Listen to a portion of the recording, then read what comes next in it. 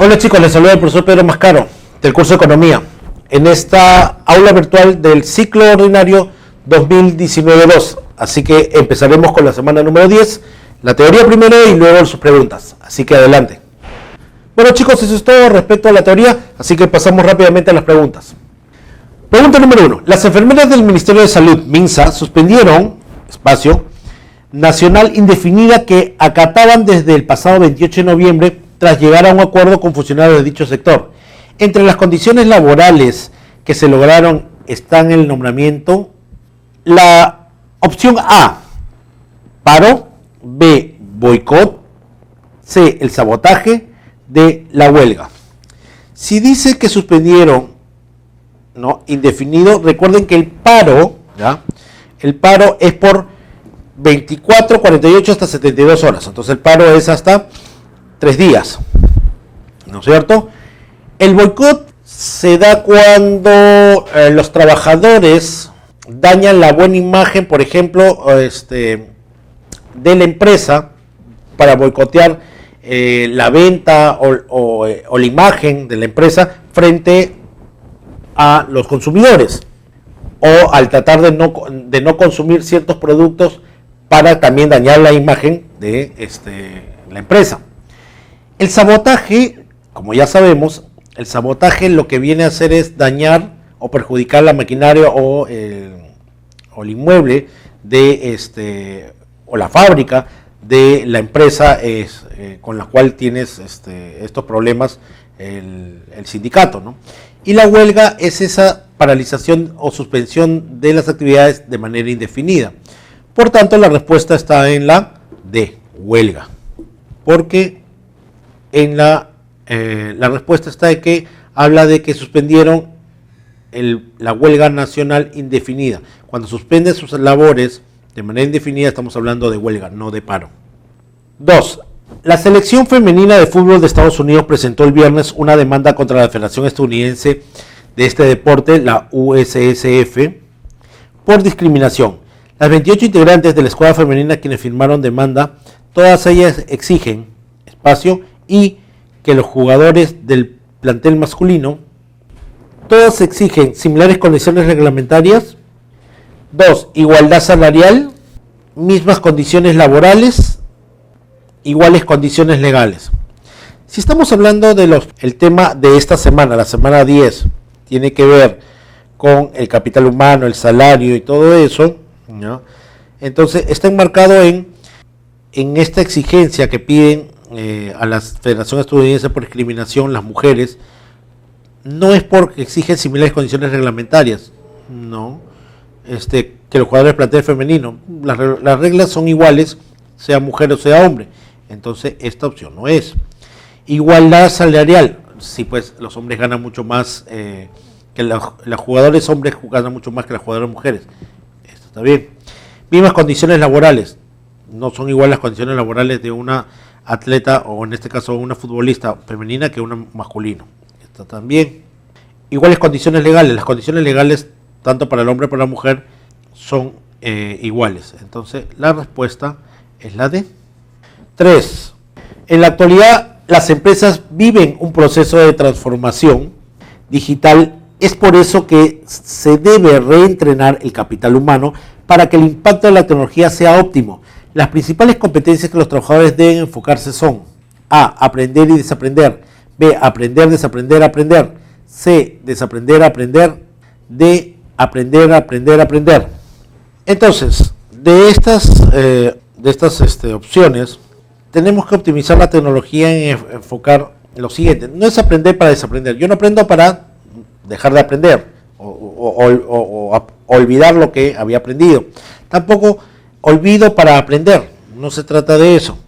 Tampoco es todo aprender a aprender. Cuando hablamos de la optimización de la tecnología es aprender, olvidar lo aprendido para volver a aprender una nueva tecnología y optimizar así el uso de la tecnología.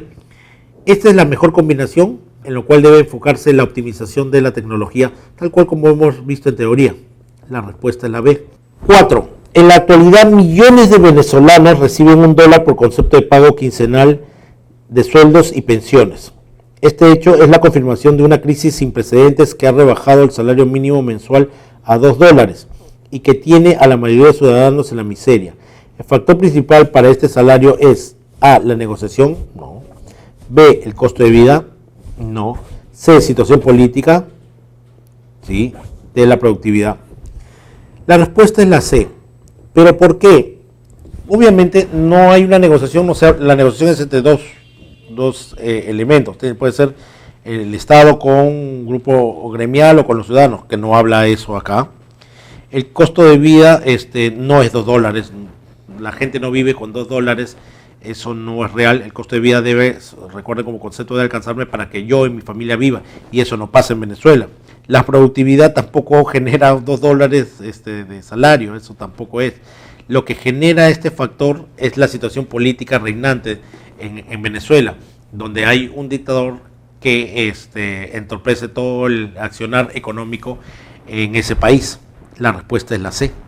La empresa Ropley y el Sindicato Único Ropley Perú deben llegar a un acuerdo en el pliego de reclamos que discuten desde hace un año para mejorar las condiciones salariales y laborales de los 5.000 trabajadores. Según los dirigentes sindicales, las transnacionales se niegan a reconocer el pliego de reclamos, que incluye 1. El pago de horas extra. 2. Comisiones por venta. 3. Pagos familiares. 4. Pago doble por feriados. Entonces, ¿qué no se reconoce hoy en algunas empresas transnacionales a los trabajadores? No reconoce sus beneficios sociales. ¿Cuáles son? El pago de horas extra. No lo reconoce. Esto sí debería ser incluido, tiene que ser incluido en el pliego de reclamos, obviamente, sí. Las comisiones de venta. Si estás vendiendo, tú debes recibir, y eres vendedor, debes recibir una comisión. Pago a los familiares, no, eso no tiene nada que ver con tu trabajo, así que no es una opción. Y el pago doble por feriados, si trabajas en feriados, debería recibir según ley el doble. Entonces, la respuesta es la D. 6. En el Ministerio de Trabajo, los empleadores y trabajadores, sobre la base de una fórmula acordada en el 2007, se establecieron que el aumento de la remuneración mínima vital tiene que depender de 1. Inflación proyectada. 2. Negociación colectiva. 3. Variación de la productividad. Y 4. Tipo de cambio dólar. Entonces, veremos. En el Ministerio de Trabajo, los empleadores y trabajadores, para la base de una fórmula acordada en el 2007, se estableció un aumento de la remuneración mínima vital. Y esto depende de, primero, para hablar de un aumento en el salario, en la remuneración mínima vital, tienes que ver el tema de la inflación. Tu salario aumentará si la inflación proyectada aumenta. Tiene que ver eso con la negociación colectiva, ¿no? El aumento de la remuneración vital, no. La variación de la productividad, tiene que ver con la variación de la productividad o el tipo de cambio dólar. El tipo de cambio dólar no tiene nada que ver. Tiene que ver con la variación de la productividad. Si aumenta la productividad, aumenta también ya la remuneración. Si baja la productividad, no hay un aumento en la remuneración. Entonces son puntos que se tiene que tomar en cuenta a la hora de establecer un aumento de la remuneración mínima vital, la inflación y la variación de la productividad, lo cual nos lleva a la respuesta B. ¿Por qué no negociación colectiva? El salario mínimo vital no tiene que ver con una negociación, sino tiene que ver con la inflación y la productividad. Estos dos elementos son básicos a la hora de ver los salarios mínimos legales o vitales. 7. Los especialistas internacionales consideran que para que el Perú aumente su actual ritmo de crecimiento y desarrollo económico y social, es esencial que invierta en 1. Diversificación productiva. 2. La educación. 3. Capital humano. Y 4. Tecnología. El Perú debe invertir en el crecimiento y desarrollo económico y social. Es esencial para que invierta en. No debe invertir el tema de, para generar mayor crecimiento y desarrollo, no debe invertir en diversificación productiva. No, no es una respuesta. En la educación, el capital humano y la tecnología. La respuesta es la C. ¿Por qué se dicen los especialistas que para que el Perú aumente el crecimiento y desarrollo, lo que tiene que invertir no en diversión productiva, ¿no? Eso puede ser un complemento, pero no necesariamente producir bastantes cosas para vender, eso no necesariamente da un buen resultado. Sí se tiene que invertir en educación, sí en capital humano, en desarrollo, en capacitación, etcétera, y en nueva tecnología, lo cual nos va a generar y son elementos del crecimiento y del desarrollo. Educación, capital humano y tecnología. La respuesta es la C. 8. El ministro de Economía considera que no es conveniente subir la remuneración mínima vital en este momento, porque hay distintas razones, pero básicamente la RMB en el Perú es bastante alta y cerca de la mitad de la población recibe un ingreso menor de RMB debido a 1. La informalidad, 2. El empleo precario, 3. Los sobrecostos, 4. El seguro social. Entonces, según esta pregunta, la número 8, ¿qué tiene que ver? El Ministerio de Economía dice que no considera conveniente subir la remuneración mínima vital, porque hay bastantes razones, ¿ya? Por la cual el ingreso es menor a la remuneración mínima vital. Lo que dice la 8 es que este ministerio considera que no es conveniente subir en este momento la remuneración mínima vital. Una de estas razones, dice, pero básicamente la remuneración en el Perú es bastante alta, dice la mínima vital, y cerca de la mitad de la población recibe ingresos menores de la RMB. ¿Por qué recibes menores ingresos de la remuneración mínima vital? Una es por la informalidad. Tú recibes menos dinero porque no pagas impuestos, no eres formal, no pagas seguranía, así que es la informalidad. 2. El empleo precario. ¿Cómo es eso del empleo precario? Una de las razones para que aumente la remuneración mínima vital es que el empleo sea precario, es decir, salud. Lo que quiere decir es que esta población, ¿ya?, que no recibe el salario mínimo vital, lo que pasa es que no tiene un empleo formal. Y como no tiene un empleo formal, no está en planilla, obviamente su ingreso es mucho menor a esta remuneración mínima vital. Y 3, los sobrecostos. ¿Por qué los sobrecostos aumentan la remuneración?